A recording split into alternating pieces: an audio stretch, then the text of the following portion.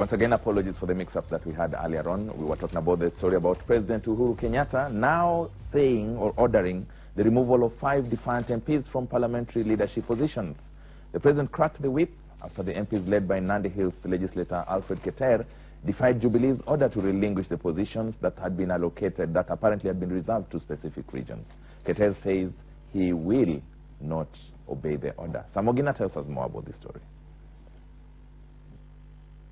The 5 committee chairs at the president's crosshairs are Nandi MP Alfred Keter, Moiben Silas Tiren, Kagongo Bowen of Marakwet East, Mgwen's Alex Kosgei, and Embakasi North MP James Gakuya. Meeting the members of the 5 committees of the National Assembly at State House, Nairobi, the president cracked the whip, directing members to disown the election of the 5 in a vote of no confidence motion. This expected to pave way for fresh election of new committee chairpersons. This after the 5 rejected efforts by Deputy President William Ruto to have them step down. Keter, however, came out guns blazing. And we will not allow anybody, including political parties, who are purporting to be so strong now than Parliament. Political parties cannot intimidate Parliament to the extent of choosing them who is going to sit as a chair of different committees. So I want to state very clearly that myself, I will not be intimidated by anybody. I remain as a chair because I was elected, and the court has granted me the stay order to remain as a chair and a member of Labour and Social Welfare. Sources indicate the 5 are being punished for defying party positions and violating a regional balance deal in sharing of the House leadership positions.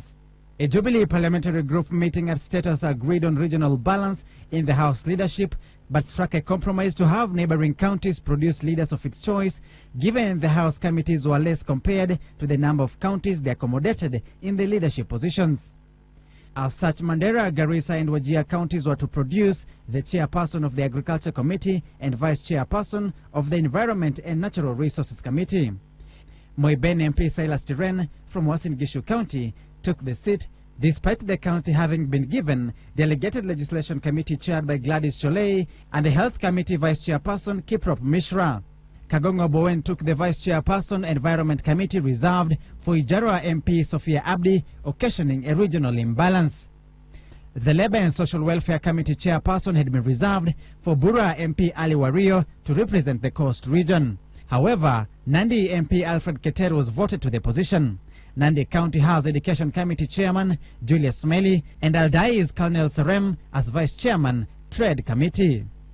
Nyamira and Kisii counties had been given the leadership of Broadcasting and Library Committee, a seat designated for North Mugirango's MP Joash Nyamoko.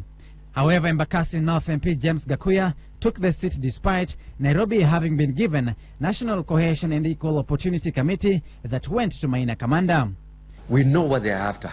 These are now cartels who are misleading the presidency and the president to ensure that they are puppets in the name of chairs of different departmental committees because they want to loot. The president instigating a coup against the 5 to restore regional balance despite them having a court order protecting their positions after an early attempt to edge them out. The cartels again have succeeded today because they are managed to sign, to force the members of Agriculture Committee to sign that they were also not in their right senses when they were voting. And I believe because majority of them supported us, I think it is today when they were not in their right senses.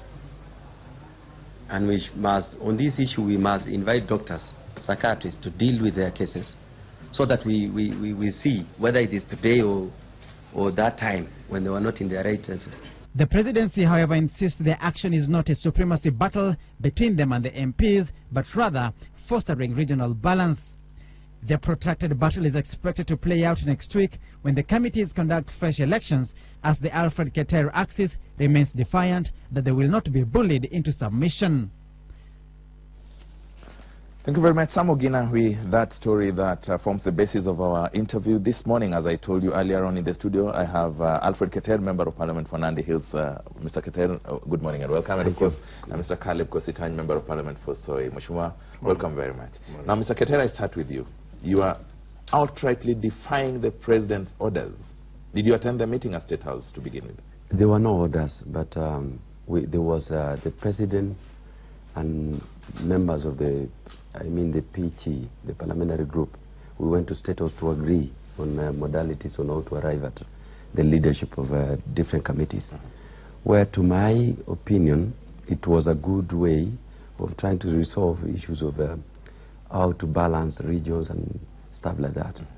But the moment we allowed the majority leadership of Duale and the chief whip, that is Bernard Washali, to take over, it is their interest and the interest of the Kates which took over the intentions, the very good intentions of the president to ensure that we have a balance. And I want to say it is very unfortunate because Parliament should be seen to be an independent institution. Parliament should be one of the arms of government, where we have 3 arms of government, and there is that separation of power. Parliament normally operates in the committees. The strength of every parliament is to have very strong committees, and the chairs must, and every committee, its strength lies with the leadership of the committee. And I thought of it this way, that we agree that the president really felt that we needed to have some balancing in terms of who is going to lead different committees. But it was unfortunate when all of us, they became brokers.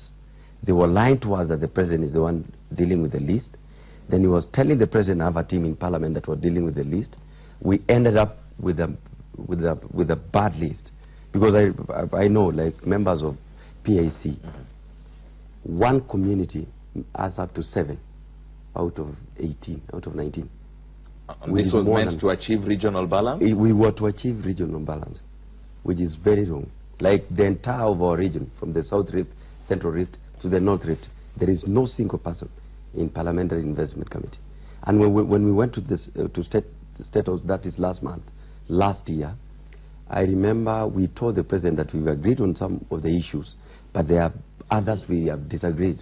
I told the president myself that on some issues, and he told us to go and fix it in Parliament. Go and iron it out. And when we got to Parliament, arrogance started. The leadership of the majority leader Duale and Washali started now showing us some arrogance and intimidation of members of Parliament, shouting at most of them. And I think it is very wrong, because Parliament must be a very strong institution. We are the ones to oversight the executive, and we must be allowed to be in a position that we can bring on board a leadership that is going to really focus on the oversight role, because it is our mandate as per the Constitution. So you're actually not defying the president's order? We are not. You want the truth to be told? We wanted to balance ourselves because we have the capacity as members of Parliament. And the deal now, where brokers started lying to the president and lying to ourselves, that they were in control. They were telling us that the president is doing it, telling the president that we will manage. When he was telling the president we will manage, the president thought there were consultation among members of Parliament. Mheshimiwa Caleb Kositanya, you're a member of Parliament. You're from the region Mheshimiwa Keter says did not have representation in the PIC, the Public Investments Committee. Your take on all this? Is it open defiance, or do they have a genuine concern? Well, I wouldn't want to say it is open defiance or what, but yes, there is defiance, I would say, because we agreed when we went, as he said, when we held our PG, we agreed on issues. There were matters that were raised, and I remember very correctly that the president said we shall sort out issues later. What matters were raised? Issues of how the committees were going to be set up and everything, and people, even I personally, have issues with the setup of the committees. It just depends now on the approach. Do you want to go washing your dirty linen in public, or do you want to have an internal process whereby you can sort out the issue? It is not only the three or four members of Parliament who have an issue with the committees. Many MPs have issues, but some have decided, hey, there has been a problem. We shall sort it out, but let us move along and hold the party together. The key thing here that we as Jubilee were looking at is to ensure, and I remember we said this immediately after the elections and when we had our first PG, that we want to have regional balancing, so that every county that voted for Jubilee has a representation in every committee, and especially a chairmanship. For the purpose of the case of Mandera, Wajir, and Garissa, the 3 counties had 1 chair for agriculture. That has been taken away from them, and they don't. So they voted overwhelmingly for Jubilee, and they don't have a chair. And all the other counties, and all the other 2 counties where Honorable Kangogo and my good friend Keter took the chairmanship. But I think with the route that it's taking now, the turn that it's taking, is that, in my opinion, I think there are better ways of handling this thing. It's not through the press. So you agree, Mheshimiwa Kositany, that there's a problem, only that it should be handled differently from the way... it should be handled differently. And you think the way Alfred Keter and the others are handling it is not the right holding the party together? It's not holding the party Shouldn't you hold the party together? It is a responsibility of all of us. Well, not one person or 2 people. I was elected as a chair. I didn't go to the public. It is them who have gone to the public to do with us. We should have ironed it within ourselves. So the problem lies with the brokers who are representing the cartels, who wants to have puppets as chairs of different committees so that they can continue with the looting that we saw in the 11th Parliament. And I want to say... so there was looting in the 11th Parliament? They were looting and I talked about it. Like NSSF has a lot of audit queries, even at the moment. And that is one of the departmental the institutions that are within my Committee of Labour and Social Welfare. There are issues to do with the settlement of IDPs, where some names were missing, and some chiefs and some individuals in the society had replaced the other people's names with their relatives. It is sad. We know of many old people where the government has budgeted for a pay, a monthly pay, a small pay, but they don't get it. We need to have a strong leadership that can oversight such issues. Mheshimiwa Kositany, your colleague here feels we need to have a strong leadership that fights for the rights of the Kenyans.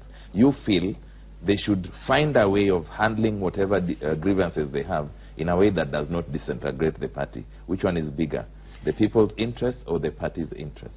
Well, the people's interest is much bigger. And the issues that Honorable Keter is raising now, that there was looting in the 11th Parliament. He was in the 11th Parliament, I wasn't. What did he do about it then, in order that he's bringing it up now? He says now he's chairing the right committee. And I would like to say this, really, in our representation of the people, let us always speak the truth. Let us always have no card under the table. That is how we want to deal as Jubilee. We may disagree, but at the end of the day, the party position, and we agreed on this. We said we may have differences, but at the end of the day, the party position is superior to my own personal requirements or personal to my own personal. How is a House committee chair elected? Well, the House Committee Chair is elected by the members of the committee after each political party has nominated its membership, whereby in the instance now, in these cases now, we have 19 members in every committee. So Jubilee has 12, the opposition has 7. They all come together and elect. So they nominate, the party nominate. They nominate the party. But also, the party, in consultation with its members, agree at their PG that so-and-so will chair this particular committee. So, based on regional balance. So what happens when the party agrees that Caleb Kositany will chair the committee? The 19 members decide otherwise. Who is to blame? Well, the 19 members are to blame. Or rather, the members from the political party that was to chair that position. You remember there are 2 committees, PIC and the PAC, that are to be chaired by the opposition. Yeah. So that is a NASA issue. But on the Jubilee side, then we would want to know the position of the Jubilee MPs. How did they vote? Alfred Keter has hinted something about a lot of games being played in these committees, and therefore the rush for the leadership of these committees. How true is this? There is even claims that, and these are claims. These are not claims that money changed hands, big money. So we really don't know. Maybe Alfred would tell us how much money he used to coerce members to vote so for this him. But those are votes. claims. There's a lot of things being thrown out there. But the position I would take, and I would plead with my good friend here, Alfred, and he's been a friend for a long time. He's younger than me. I'm his elder brother. I would plead with him that let the position of the party be supreme. It really doesn't matter what other issues you have, but the position of the party is supreme. And we have a long journey. We have a long journey. We've just built this Jubilee party. It's hardly 2 years old or 3 years old. And we saw our president His Excellency the President came back the other day celebrating 103 years or so. 106 years of ANC. We want to build Jubilee to that level. Mheshimiwa Keter, this is not the first time you are rabble-rousing, for lack of a better word. You always come out and speak your mind as it is. Yeah. Are you serving somebody else's interest? And I've always been right. If you remember, I was on this TV someday with some leadership, like he does. I agree with him. He's older than me, but I have more experience than him. In Parliament? I've been in Parliament, and I'm serving as my second term. I want to say this. There is a boundary between the roles of the political parties. There is the extent that political parties can control how Parliament is going to deliberate on issues. If we allow political parties to control the affairs and the business of the House, then we will not move. There is a reason why the Constitution stipulates very clearly, under the new constitutional dispensation, Parliament is an independent institution, where most Kenyans run to petition Parliament, even on matters touching on political parties where they seem to disagree. And you see, when they start using this thing of saying the party position, they can never be party positions in terms of who is going to lead a specific committee. They can be proposals. You can give proposals, depending on what interest the party is having, but they can never be a party position because it is against the Constitution.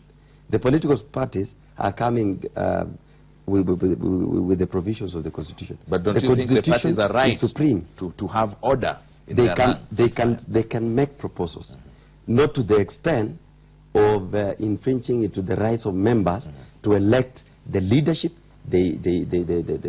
of their choice. It is good to separate that so that we can give room to political party leadership. And you see, some individuals, and I've talked about this, that can sit, 2 or 3 people can sit, not even the president or deputy president. And then they come up with a list. Then they coerce the president. Of course, they have cards, like he said. It is good he is agreeing that there are people who are playing with cards below the table. And that's politics. So that they come on board and say, this is, Your Excellency, we really want to balance this thing. Balancing. I told you about the PIC. If it was real that they were balancing, how comes we arrived at 7 members of one community sitting on PIC? It was not by coincidence. What we are saying is that they want to use this story of saying there was a party position on matters. Then they coerced the president to believe in them. They broke our deal with the members of Parliament. They broke our deal with the presidency. Then they have their way. And we know their intentions. I've already told you. I've been in that Parliament. My experience is telling me that these people want chairs they can control, so that when they want to, they will be controlling from far. You are sitting as a chair, but you are acting. You lack your independence. You lack your independence. Mheshimiwa Caleb Kositany is alluding to the fact that despite all these problems and challenges, there's a better way of solving it. And that is the reason why I was advising them. The wrong way was to do with members without a due process. We agreed with the president. Allow me to say, we agreed with the president. I'll give you a chance. It is true, we had a PHA meeting in State House. And we remember many members, not just myself, about 7 or 8 members, or even 10, raised issues. And the president agreed with us. He said, go solve the issues. When we tried solving the issues, then arrogance started coming into place. And we could have no other choice. But the members said, there are people we can't. There are people we can't stand as chairs. We would rather elect the people we want of our choice. Mheshimiwa Kositany. The best way for Honorable Alfred and and any other member who is dissatisfied with the way Jubilee Party is running its affairs. And the best way and the most democratic way is to resign from the party and go and seek re-election. Why do you want to stay in a party that wants to run its affairs in a certain manner that you don't agree with, and you still want to force yourself as a member of the So ship party? up or ship out? Yeah. Leave Jubilee, let Jubilee, because you've seen they're making mistakes, they're trying to force a chairman, then leave the party, go and seek re-election, and come back. We have members who ran on independent tickets. They were elected, they have opted to go sit in the opposition, they have opted to join Jubilee, some have opted to be independent as the word is. So the best way for them, rather than try and cause drama and publicity here and everything, leave the party, you go for a by-election. If you are re-elected, then shout from your independent side or whichever party you allow wish me, to allow me, my brother, to that would be the best him. way. It's okay. Yeah. He has given his opinion. Yeah, that is opinion. But I want to advise him for free. He is coming into leadership hardly a month. We are not even sat as members of the operations and basis of that house has not even started. We've seen people of his nature before in that 11th parliament. They were in the 12th parliament. They were in the 10th parliament. What I want to advise him for free is this: the political parties, their members, their structures. It is not one or two individuals to give a position. The members have a right to be heard. There are many stakeholders that own a political party. It is not one or two individuals. Do you have a problem with the way Jubilee is running its affairs? I don't have a problem with the way Jubilee is running. I have a problem with individuals, and I've raised it. It is not about the Jubilee Party. And I want to insist, political parties have structures. It has individuals, it has membership. And we have a right to disagree on an issue. Not on, because there are no political party positions, because it is against the Constitution. It is illegal. Fair enough. We will be holding that right there and looking at more stories that's making headlines this morning. The Daily Nation, NASA scrambles to end split over Raila's oath bid. Now, leaders of the opposition coalition meet in Machakos today for a make-or-break talk that could determine the future of Odinga's political ambitions as strategists deny claim of cold feet. Now, this and more on page 4 of the Daily Nation. A sad story indeed on page 2. It starts from page 1. A 9-month-old girl died yesterday and 4 other children are in hospital after they reacted to an anti-missiles vaccine in Bomet. This is on page 2 of the Daily Nation. We are understandably informed that these vaccines have since been recalled as investigations as to what really led to this goes on. Of course, the story about what we were talking about a short while ago, Uhuru orders MPs to sack Jubilee rebels. We've had the position of Alfred Ketel, who is seen as one of the rebels. The back page of the Daily Nation, private investors to run Galana. Now, this move is aimed at increasing maize production at the 20,000-acre irrigation scheme at the coast. Kenyans will have to wait longer for cheap maize flour from Galana Kulalu irrigation project, even as the government plans to cede its operations to private investors in order to be able to boost production. Other stories at the back page, NTSA, that's the National Transport and Safety Authority, now lifts the ban on night travel that had been put in place some time back as a way of helping to curb road carnage that had become a menace in our roads, taking away lives unreservedly. Other stories making headline, a sad story again, page 3, the Daily Nation. A family of banker killed by 5 guards cries for justice. Now, there's a banker who apparently was beaten to death by guards in Mombasa exactly a week ago. After spending a week at the intensive care unit of Aga Khan Hospital in Mombasa. Now the family is claiming, is asking or crying for justice, as they say that the guards who are alleged to have carried out this atrocious act should be brought to book. On page 7 of the Daily Nation, Sonko rules out talks with Igade. Nairobi Governor Mike Sonko now says he's focused on city growth and not non-issues.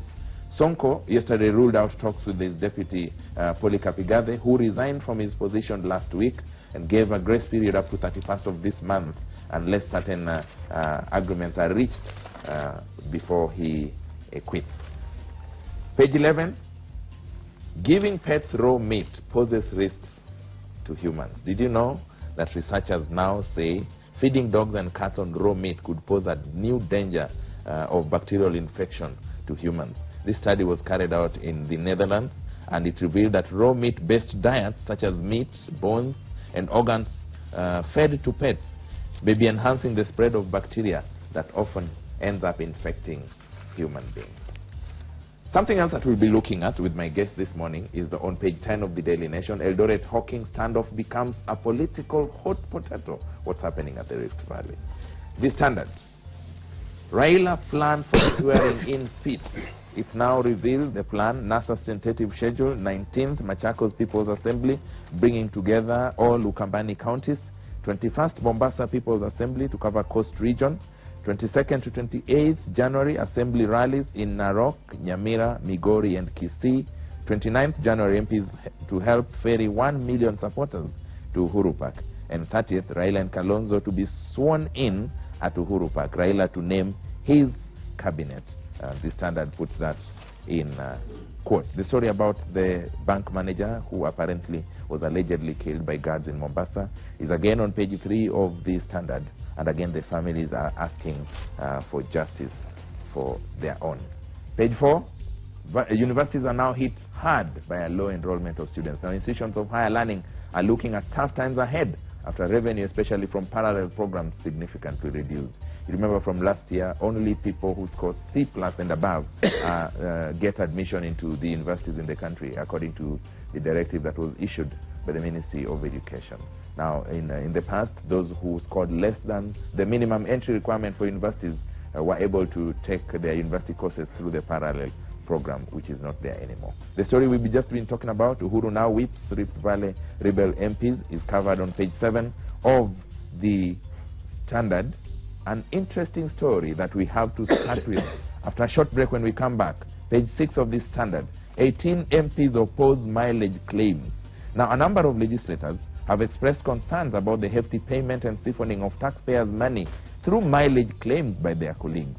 At least 18 MPs from the 11th Parliament raised complaints to the Speaker of the National Assembly, Justin Muturi, and the Salaries and Remunerations Committee against their colleagues and Parliamentary Service Commission for excessive allowances and skewed claims.